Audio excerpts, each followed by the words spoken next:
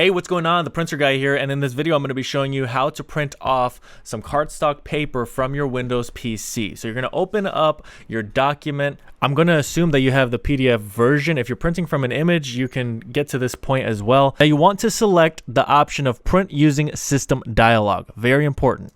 A new window will pop up, then you're going to select more settings, and this is where you have all of the different options, all of the different things that you need to adjust. For the paper type, I selected envelope. 8.5 by 11 is my document size, and you can adjust some other things as well. Now there's going to be a link down in the description below for the cardstock paper that I ended up using. This is the Astro Bright brand, and depending on when you're watching, there may be this brand or another brand when you end up clicking that link down below.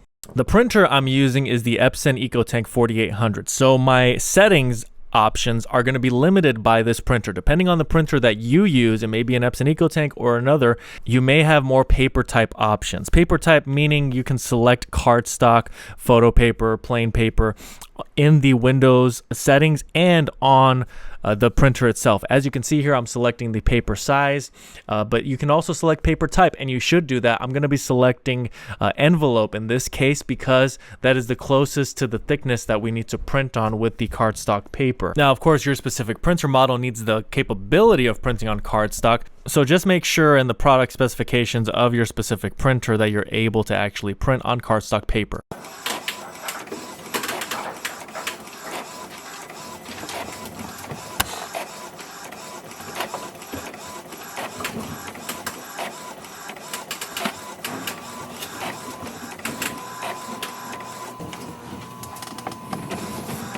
Alright, so at this point you should be printing on cardstock paper. If you see any errors, if you see anything that's not printing out correctly, cancel the print job and you can always start over, or maybe you have the wrong settings selected.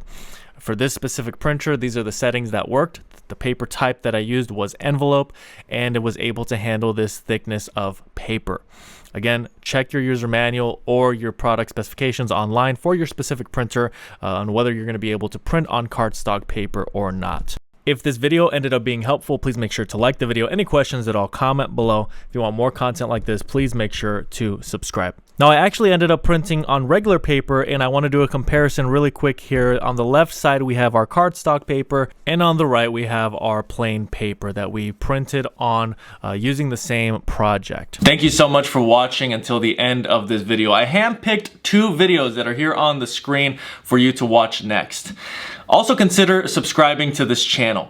There's so much helpful content for you if you're a printer owner, and it's just good to have a resource like this for you in the future, whether you're dealing with a printer that's not printing well or you need more printer recommendations. So I look forward to seeing you again in another video.